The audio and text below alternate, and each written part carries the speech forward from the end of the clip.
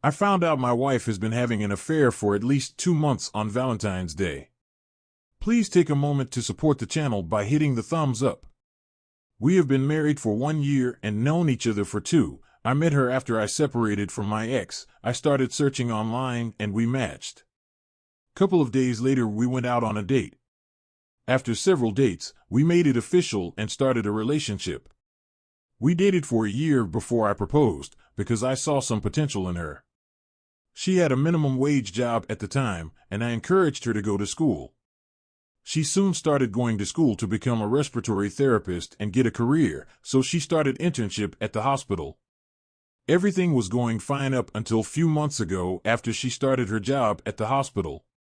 She has been acting different for a while now, skittish. She uses to leave her phone on the table, but now she is attached to her phone. She would step out of the house to take her calls and would stop talking when she see me approaching.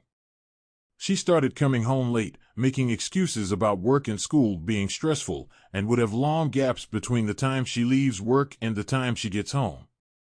The other day I confronted her about it, not accusing her of having an affair or anything of that nature, just trying to give her the opportunity to come clean on whatever was bothering her. I had a feeling, but she would gaslight me anytime I questioned something strange, by saying that I was acting like she was up to something, and it makes her feel bad. I would then write it off to my overthinking and push forward. I thought that because she was getting to her final year, things are getting a lot more stressful. This will be over soon, I tell myself. She graduates respiratory therapy school in April. I saw this as the finish line to the weird behavior and attitude. Fast forward to Valentine's Day. I treated her to shopping spree and dinner. Work has been going very well lately, so I've found a new hobby in spoiling her with clothes and shoes.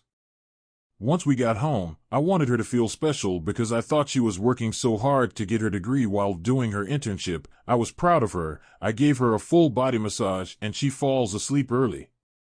While she laid in bed, I admire her, thinking about how good of a life we would live after she graduate and we start a family. I have a good paying job, so the sky will be the limit for both of us.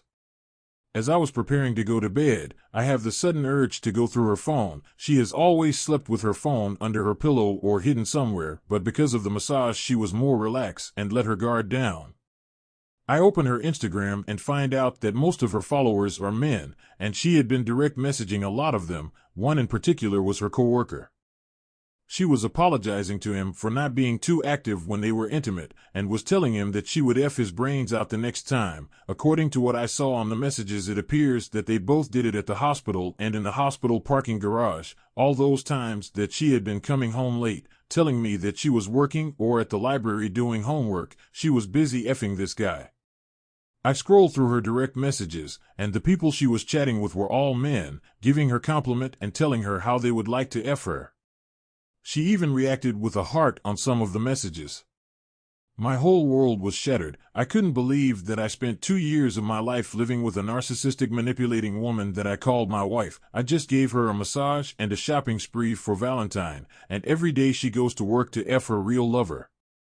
I am just the guy that provides for her.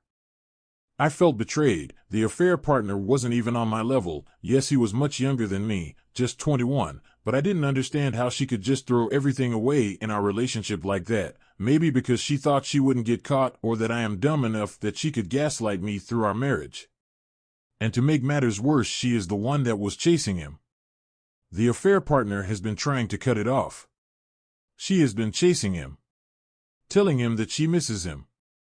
It shattered me. She was speaking to him like she used to speak to me, using my nicknames, addressing him with the same name she addresses me. I looked at my wayward wife as she slept like an angel. I didn't know she was capable of such betrayal. I woke her up and confronted her, asking her what was going on with her coworker. When she realized that the gig was up, she said they only had penetration sex once and it lasted 1 minute because it was in a closet and they got nervous. Other times it was other actions, and they had never gone all the way. She tried to minimize the situation by saying that they never fully engage in sex because 1 minute sex doesn't count. I couldn't believe what I was hearing.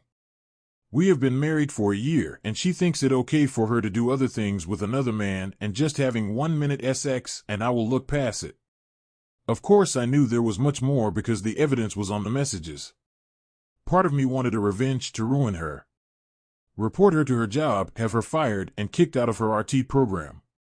Part of me felt like a loser, humiliated. Part of me wanted to fix things, the sunk cost fallacy, because I have invested so much in her, and part of me know that you can't continue to double down on a bad investment.